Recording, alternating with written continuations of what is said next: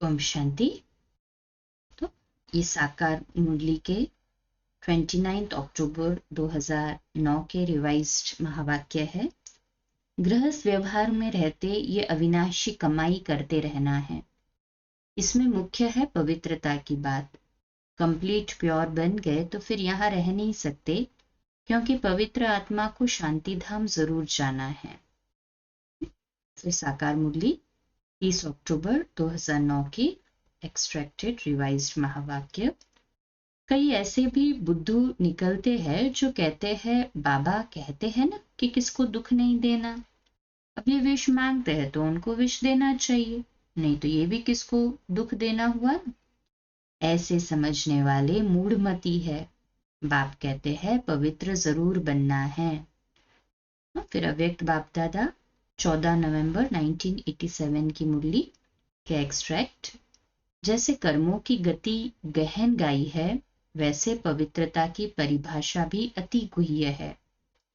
पवित्रता माया के अनेक विघ्नों से बचने की छत्र छाया है।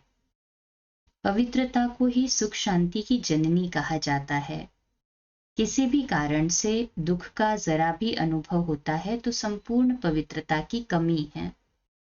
फिर अव्यक्त बाप दादा के 17 अक्टूबर 1987 के महावाक्यों में से एक्सट्रैक्ट। पवित्रता के श्रृंगार की अनुभूति चेहरे से, चलन से औरों को हो। दृष्टि में, मुख में, हाथों में, पांवों में सदा पवित्रता का श्रृंगार प्रत्यक्ष हो। जैसे कर्मों की गति गहन है, वैसे पवित्रता की परिभाषा भी बड़ी गुह्य है। पवित्रता ही फाउंडेशन है। फिर अव्यक्त बाप दादा के 31 अक्टूबर 1975 के महावाक्यों में से एक्सट्रैक्ट। सफलता मूर्त बनने के लिए मुख्य दो ही विशेषताएं चाहिए, एक प्योरिटी और दूसरी यूनिटी। अगर प्योरिटी में कमी है तो यूनिटी में भी कमी होगी। प्योरिटी सिर्फ ब्रह्मचर्य व्रत को नहीं कहा जाता, संकल्प, स्वभाव, संस्कार में भी प्योरिटी। अव्यक्त बाप दादा 17 अक्टूबर 1987 के महावाक्यों में से एक्सट्रैक्ट। आलस्य और अलबेलापन भी विकार है। जो यथार्थ कर्म नहीं है वह सब विकार है। जो भी यथार्थ कर्म नहीं, उसका डेफिनेशन दे दिया विकार के लिए। पवित्रता के आधार पर ही कर्म की गति विधि का आधार है।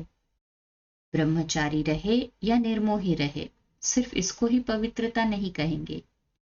पवित्रता ब्राह्मण जीवन का श्रृंगार है।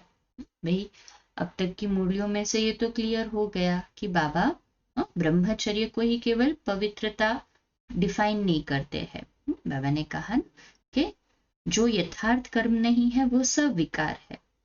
अभी समझते हैं पवित्रता और ब्रह्मचर्य, इन दोनों में अंतर क्या है। ब्रह्मचर्य पवित्रता रूपी भवन की आधारशिला है। जिस आधारशिला पर पवित्रता रूपी भवन निर्मित होता है। ब्रह्मचर्य रूपी आधारशिला के बिना पवित्रता रूपी भवन का निर्माण नहीं हो सकता। परंतु आधारशिला को ही भवन समझ लेना बड़ी भूल होगी। ब्रह्मचर्य इस ब्राह्मण जीवन का अर्थात इस पुरुषार्थी जीवन का मूलाधार है। जैसे आधार के बिना भवन नहीं बन सकता, वैसे ही ब्रह्मचर्य के बिना पुरुषार्थ की सफलता हो नहीं सकती। परंतु बाबा ने कहा है ब्रह्मचर्य केवल काम विकार को छोड़ना ही नहीं, लेकिन ब्रह्मचर्य अर्थात ब्रह्माचारी अर्थात ब्रह्म में स्थित आत्माओं के समान पवित्र स्थिति। आत्मा के पतित और पावन होने में काम विकार की मूल भूमिका है। उसके आधार ही आत्मा को पतित या पावन कहा जाता है। पवित्रता अर्थात 100% आत्मिक स्थिति अर्थात कर्मातीत स्थिति, जो आत्मा की इस सृष्टि रंगमंच से अपना पाठ पूरा कर कर्मातीत बन परमधाम वापस जाते समय और परमधाम से इस धरा पर आते समय ही होती है। और परमधाम में वापस जाते समय भी सूक्ष्म देह से भी मुक्त होने के बाद ही होती है। इस संबंध में बाबा ने कहा है संपूर्ण पवित्र श्री कृष्ण को ही कहेंगे।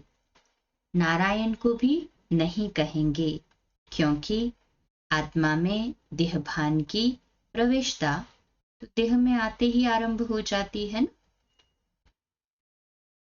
जो आत्मा में एक प्रकार की खाद है अर्थात की अपवित्रता है। तो देहभान का अंश आना भी बाबा कहते हैं अपवित्रता का खाद पड़ना है। पवित्रता अर्थात सतो प्रधान बनना, अर्थात 100% देही अभिमानी स्थिति, और ब्रह्मचर्य अर्थात काम विकार से मुक्त स्थिति। सतयुग में देवताओं को अपवित्र नहीं कहेंगे, क्योंकि विकारों के वशीभूत होकर कोई विकर्म नहीं करते हैं। परंतु जन्म लेने के बाद आत्मा की कलाएं गिरना तो आरंभ हो ही जाती है, अर्थात उनकी पवित्रता की स्टेज अर्थात डिग्री कम होने लगती है। इसलिए उनको यथार्थ में सतो प्रधान ही नहीं कहा जा सकता। सतयुग त्रेता में आत्माएं संगम युग पर परमात्मा की श्रीमत पर श्रेष्ठ कर्म करके जमा किया हुआ फल खाते हैं। वे उस समय न कमाते और न विकर्म करके पाप करते हैं, इसलिए उनमें अपवित्रता भी नहीं कहेंगे। अपवित्रता अर्थात आत्मिक शक्ति इतनी कम हो जाना जो आत्मा का माया अर्थात रावण अर्थात देहाभिमान के वश होकर विकारों के वशीभूत विकर्मों में प्रवृत्त हो जाना। देवताओं को अपवित्र क्यों नहीं कहेंगे? क्योंकि उनमें कोई राग द्वेष भय चिंता दुख अशांति ईर्ष्या घृणा इच्छा आकांक्षा अहंकारहीनता शुभाशुभ की आशंका व्यर्थ संकल्प नहीं होते, इसलिए वे सदा सुखी और शांत रहते हैं।